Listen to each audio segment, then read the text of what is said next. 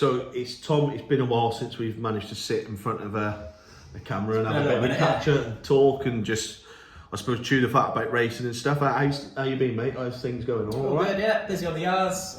All systems go now for the national hunt season. Yeah. We'll be a million miles away from having our first runner, which I believe is next week. So all systems good. Yeah, good stuff. Good stuff. We'll touch on a bit about the racing as we go forward. Certainly the national hunt stuff, which is, as you all know, if you listen to anything that we've put out over the last 6 months, is very much our game. We've endured a summer where we've got involved, but obviously our bread and butter, if you so to speak, is coming up round the corner. What we missed really were the last few weeks in racing. I mean, obviously I touched on the punter that won 70 grand on the place spot. Unbelievable, yeah. Like, he didn't even realise he'd won it. So he's out of the race. He's had plenty of these on board, and last minute only realised he won 70k. So.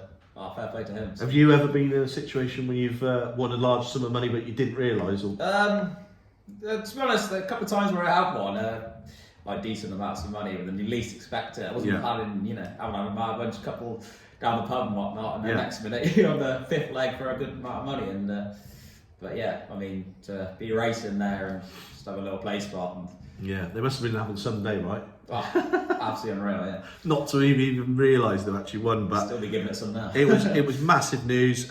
We've also, as you'd have seen again on our page, we've touched on stories that have going on, some more negative stories, but we're going to keep this quite positive today and talk more about the racing itself. Obviously, Charing just wasn't able to get it yesterday. Yeah, so tried this, fair play, all credit to Andre Fard. He just stole the race from the front. It was always going to be a very tactical race. Charing, do not give up on him. He ran with so much credit to actually come out of the pack and be a closing second at the line. And no doubt he'll be winning Group 1s again very soon. Yeah. With some big targets coming up, I would say. So. And is it Montasib that won the... Montasib, yeah, a bit of a surprise winner of the sprint. What price is that? 28 to 1, was it? Yeah, well done to Kieran Fallon. I think it's a local jockey, to Haydock, and deserves success. I think the first 4 home were on the far side of the track, so there's a big bias there. So I don't know how strong the form is, but some days it goes like that, and you just got to make the most of it while you can, I guess, and fair play to them. So. It just starts to throw up the rain that we're just starting to get, the weather's on the turn, it just starts to throw up some interesting results, doesn't it? And I suppose it helps those big price punters, definitely. So I suppose also talking about something we just talked about is, at the start of this season, we give over some tips of our sort of jockeys of the season, people to follow, and you're pretty pleased with. I'm pretty sure I tipped Aidan Keeley, who ran out his claim the other week. Congratulations to him. Yeah, congratulations, pal. And well supported by Roger Varian. If he continues to do so, and I'm sure he's got a great career ahead of him. So well done to him. Is he? Is it? Did you say mostly Roger Varian? Is that who he's riding out? Yeah, he's supported by quite a lot of yards, but Roger Varian will be his main one, and James Owen gives him a good few opportunities, as well as a few others I've noticed recently. So. What have you made of the flat season overall, Tom? What's your sort of like overriding feeling about the flat this year? Well, it's gone bloody quick, I know that much. I mean, I'm quite glad about that. I mean, obviously, national season around the corner is brilliant. Yeah. But standout horse. What would you come up with? Do you know, I really enjoyed Charing earlier on in the season. I thought it was quite interesting it was able to win. The ground probably wasn't ideal at Ascot. You'd have to go City of Troy, wouldn't you? He broke the track record in the Eclipse. Although not the Eclipse, York, he broke the track record with Judmont. Yeah. He wouldn't be the flashiest looking horse when in circumstances as winning margins, but what he does is he's got a sub-engine, and they're off to America now. They're off to America, and I think the dirt will really suit him. And I think 3 to 1 at the minute could be a good bit of value. I think they're a bit short on the day. So. There's I can't think of the name of the horse now, but there's a crack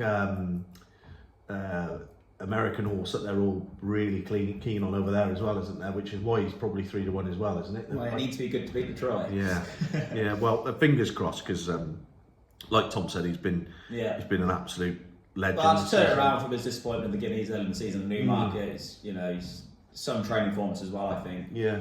Usually, if that happens, he's on a bit of a decline, but he's really picked up since then and hasn't looked back. And justified all the faith Aidan O'Brien and the team added into it. Yeah. But favourite meeting so far this season? If I put you on the spot Favourite there? meeting, yeah. Although I didn't get to go to Royal Ascot this year, unfortunately, I was on holiday and whatnot. So, but yeah, highlight of the year, isn't it? We don't usually miss it. I think you were there a couple of days. Yeah, well, I was there. It's the best quality racing for any week of the year, isn't it? So it's a must do. Yeah.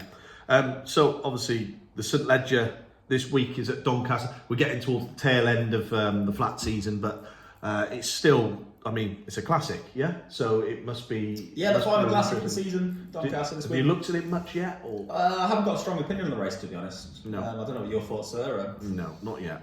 I was going to be honest, with all the rain and the ever-changing conditions, exactly. It's the sort of thing I'll wait until later on in the week. The Legends race is always a good one, isn't it, to watch? Yeah. All the big names coming back together for some of the cases. We won last hour, I guess, and the jump jockeys and stuff as well. Yeah. So be interesting. I don't know what the lineup is yet, but it's always a good watch. So Doncaster, do you like Doncaster? It's actually not bad. I quite it's a lovely track. Yeah, it's quite fair. Very fair track. Yeah, 2 long straights and they're a very fair track. Usually the best horse will win. So perhaps we'll try and get there at some point this season. Do a video from there at I'm Doncaster. Sure that'll be good fun. So. The National Hunt season started, right? So, but are you a traditionalist where the National Hunt season starts proper when it gets to a certain point? Because I know certainly there'll be a few key races early on. I think you got the Persian War at Chepstow, you got the Silver Trophy, and then a bit later on you got the Cheltenham meeting, as well as Aintree where you'll find the odd Rowan Chase. I think they bring up the best early quality of horses, and probably the most informative ones. For earlier targets. But you're in full swing of it after that, and all systems go. So. Yeah, I think Chepstow's is their early season, their opening meeting of the season is, for me, is the one that I do sort of think of as, right, the National Hunt season started now. That gives that feel of it, Yeah, do you remember the days when Paul Nichols used to rock up there and have like 5 out of 6 winners? Oh, he used to actually clean it around there, didn't he? Yeah. Well, he still gives it a good go, but... Yeah, he said so. Certainly an early season target, I think he gets on with. That, no, it's nice to get together. We don't get the opportunity that often. So I think, obviously, we thought we'd just have a quick recap of weeks gone by and what's ahead. So, where's your next race meeting, Tom? I'll be at Worcester on Monday. Okay. Yeah, we'd possibly have a runner there, so that'd be good. Yeah. First time race course for a while, so fingers crossed. And I think one of the final things for us to really talk about is obviously we are soon to be launching our own tipping service, aren't we? Yeah. Which we're excited about. Yeah, very much so. Hopefully we can produce you some good winners and sure have a lot of fun along the way. So yeah, I think that very quickly to sort of give people a bit of an idea of why. The why to it is that myself and Tom, obviously, over a number of years, have acquired quite a lot of contacts throughout racing across the board, and we do okay at the game. And as a result of that, and we thought that actually it'd be time for us to maybe share some of this knowledge we have. And obviously, we're going to try it with a slightly different model where we incorporate racehorse ownership with one of our packages. So it should be good fun. We're already sort of lining stuff up, aren't we? And looking at things where we can. There, isn't it? So. Yeah. Sooner rather than later, you'll know more information about that as well. So anyway, this is a pretty short video today. We don't want to overkill the recap because we could go into detail about lots of different things. But we're together. We managed to do some stuff today, some filming. So we thought we'd bring you a short video and say lots more to come. And we're very much looking forward to the National Hunt season. Cheers.